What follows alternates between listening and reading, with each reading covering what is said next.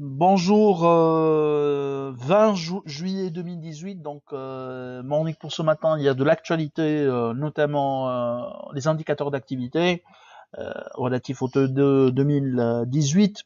Globalement, les chiffres sont en ligne avec les attentes, voire légèrement supérieurs, notamment pour les banques en ce qui concerne la croissance du PNB.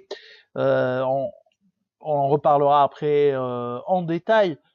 Sinon, je cède la parole à Bassem pour commenter le Commenter le marché marché ainsi ainsi qu'un qu'un commentaire commentaire sur sur les les chiffres chiffres de de Star. Star. Merci Rez, bonjour tout le monde. Le marché s'est inscrit en hausse hier, plus 0,20. Nous sommes désormais à plus de 29% depuis le début de l'année, 20,09 exactement. Et la performance mensuelle, on est à plus 0,62%. Donc le marché s'est bien rattrapé durant les 4 ou 3 dernières séance. Pour les principaux écarriers des ICF, il y a la Tunisière, il y a l'AMS, il y a surtout Tenet Holding qui a progressé de 3,03% à 11,530. C'est clairement son plus haut, sachant qu'aujourd'hui, il y a le détachement de dividendes. Pour les baisses Eurocycle, le titre, euh, souffre des doutes sur ses performances aujourd'hui. Après ces indicateurs d'activité qu'on a commentés hier, il y a également GIF, moins 2,94 et Tijari Bank, moins 0,8% à 50,2 dinars. Le titre le plus échangé hier, c'était Tunisie Leasing 2,6 millions. Essentiellement, donc hors 17 000 ou 16 000 dinars sur le marché, le reste, il s'agit de deux transactions de bloc réalisées sur le titre, chacune de 71 103 titres et au prix de 18 dinars 77. Pour ce qui est de Star, pour Star, il y a vraiment trois remarques. La première concerne le chiffre d'affaires qui a fortement baissé durant le deuxième trimestre, 81 millions de dinars contre 107 millions de dinars durant le deuxième trimestre 2017. Et donc, réellement, la progression enregistrée durant le premier trimestre au niveau du segment automobile, il y a eu une baisse quasiment identique au cours du deuxième euh, trimestre. Du fait, on est sur un premier semestre quasiment flat en termes de chiffre d'affaires. On est à 209 millions de dinars contre 210 millions de dinars l'année dernière. Donc, pas de progression côté chiffre d'affaires. Côté sinistre, Star affiche des sinistres plutôt réglés, donc ce ne sont pas des sinistres relatifs qui ont eu lieu durant le premier semestre ou le deuxième trimestre 2018, mais ce sont plutôt les sinistres réglés durant le premier trimestre 2018 et donc qui sont relatifs aussi bien à l'année 2017 2018 et probablement les années antérieures, donc ils ont explosé 120 millions de dinars durant le premier semestre et 65 millions de dinars, dont 65 millions de dinars durant le premier trimestre. Et donc, d'une part, on a un chiffre d'affaires qui est plutôt stable, en légère baisse. D'autre part, on a des sinistres réglés qui sont très élevés. Côté produits financiers, bien sûr, il y a une progression. On est à 32 millions de dinars depuis le début de l'année. C'est tout à fait normal puisqu'on est dans un contexte de taux d'intérêt élevé. Mais la question qui se pose, c'est que quels seraient les résultats de la star durant le premier trimestre. Donc, ce que nous sommes en train de voir, il est clair, c'est que si la société, si la compagnie d'assurance ne réalise pas des plus-values ou n'a pas déjà réalisé des plus-values importantes sur certains titres, bien sûr, son résultat serait probablement pas très bien durant le premier semestre, sachant qu'il ne faut pas oublier qu'il y aura certainement des reprises sur les titres cotés en bourse, notamment la STB, surtout avec donc la reprise et la surperformance du Thune Index. Je cède la parole à Salim. Merci Bassem, bonjour tout le monde. Alors, Monsieur Fahmi Chaben, président de la Chambre syndicale nationale des promoteurs immobiliers, vient d'annoncer que l'accès aux propriétés pour les Algériens et les Libyens entre en vigueur. Pour cela, deux conditions sont nécessaires. Premièrement, la valeur des biens immobiliers doit dépasser les 300 000 dinars. Et deuxièmement, le paiement se fait en devise. Une bonne nouvelle pour les promoteurs immobiliers qui avaient besoin d'un plan de secours durant la crise persistante du secteur. Cette voie conduira peut-être à assurer un revenu pour les promoteurs et à maintenir leur prix de vente pour leur stock important de logements de haut standing. Merci, je cède maintenant la parole à Qaïs. Merci Salima, merci Bassem. Donc, alors pour ce qui est des derniers indicateurs d'activité publiés par les sociétés cotées tunisiennes, bien sûr. On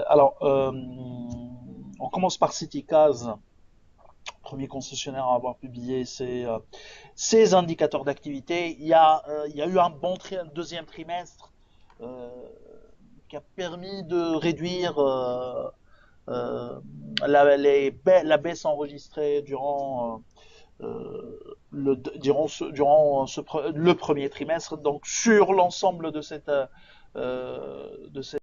premier semestre, il y a une légère croissance des revenus, et ça c'est une nouvelle, même si c'est un effet prix. Hein. Clairement, il y a eu un effet prix.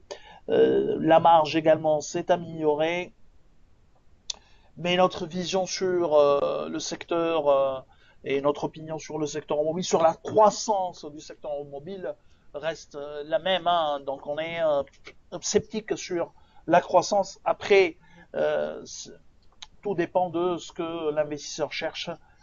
S'il cherche un rendement important et surtout soutenable, je pense qu'il y a certaines valeurs dans la concession automobile, notamment Artes, mais également CityCars en termes de rendement, qui peuvent être regardés de près ou suivis de près. Pour ce qui est des banques, la croissance du PNB, du moins pour les banques qui ont déjà publié, est importante. Hein. La croissance du PNB est importante.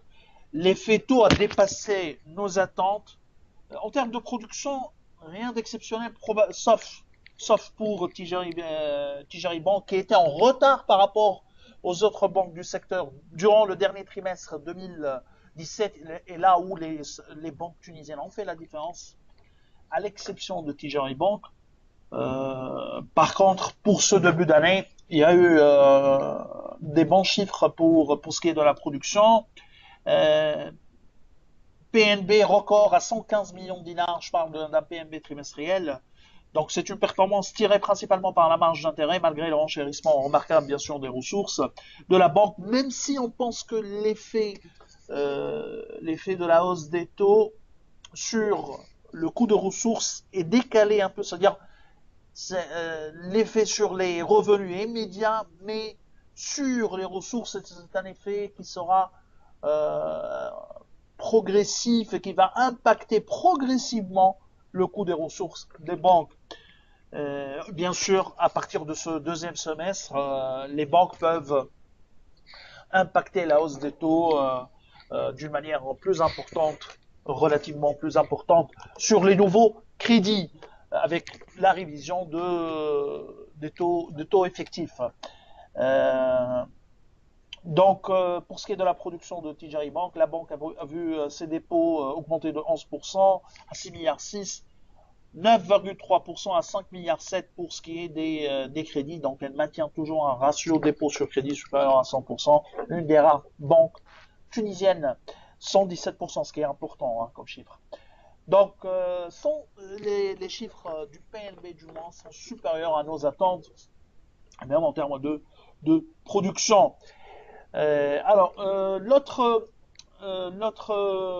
banque également qui a publié, UBCI, donc qui a profité également de la hausse des taux avec une croissance du PNB de 17% à 52 milliards, 52 millions de dinars, pardon, contre 44 millions 6 pour le premier trimestre 2018.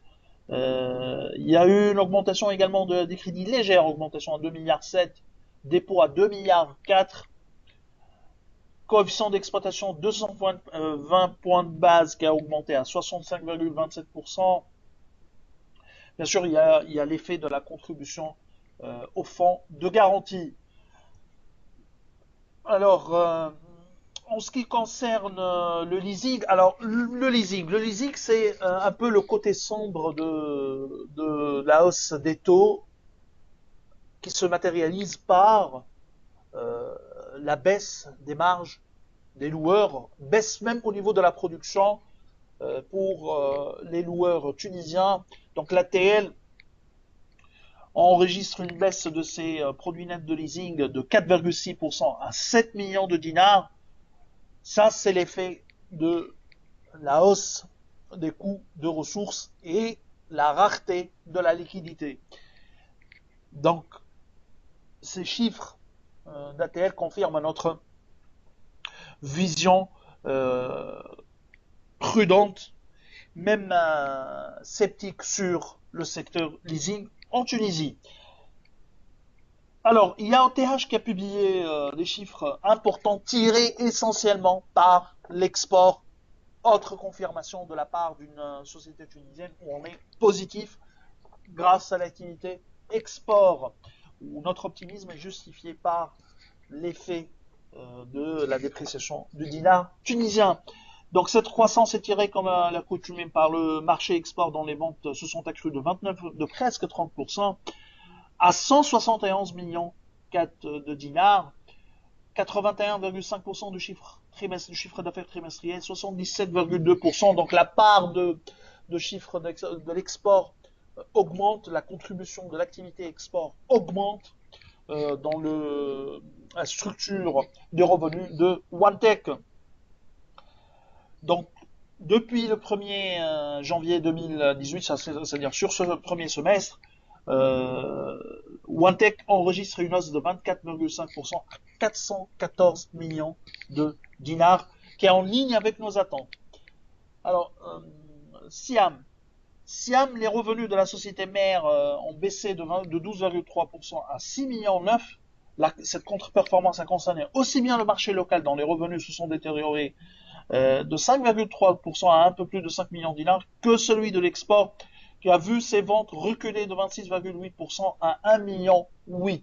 Les investissements sont en hausse de 11,5% à 719 000 dinars.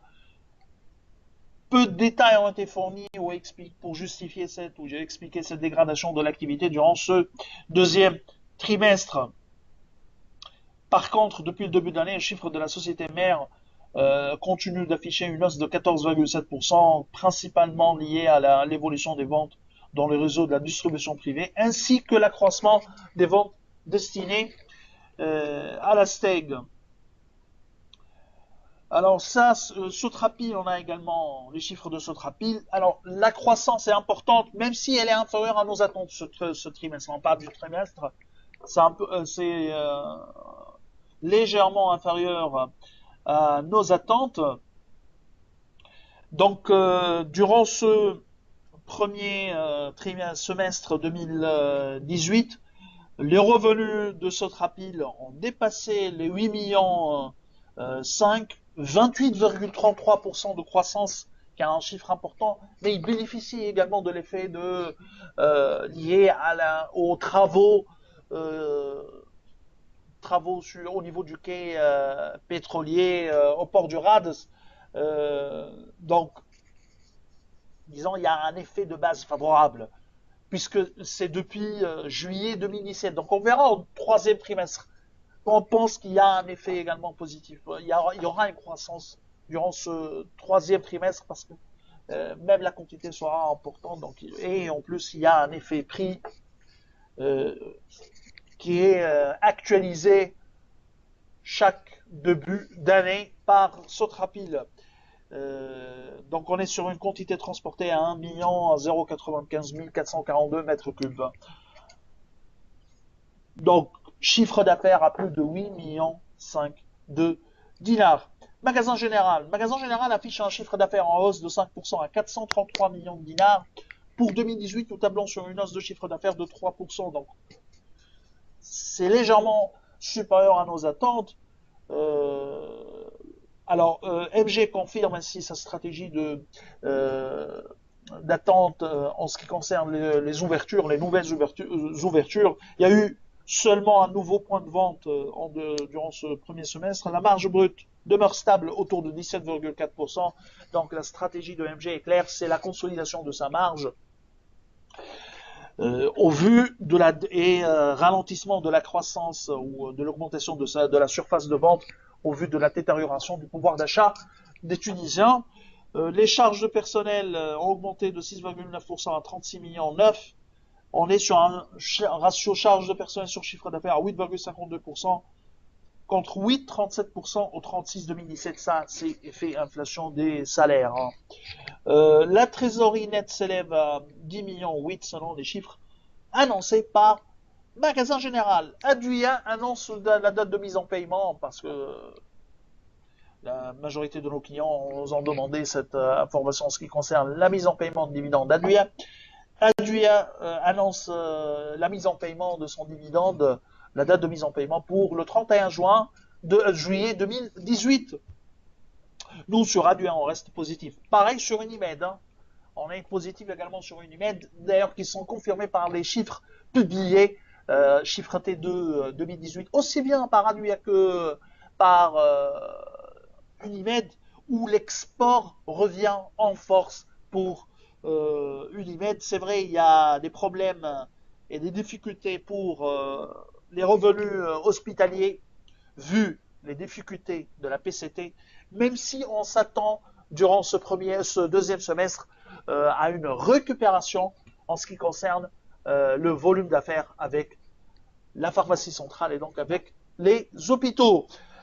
Alors, je vous remercie pour votre attention. Bien sûr, pour ce qui est de l'actualité en détail, on vous invite à suivre aussi bien le chat qu'également le site où on publie également les latest en ce qui concerne ces publications. Donc, je vous souhaite un bon week-end et je vous donne rendez-vous pour lundi prochain. Au revoir.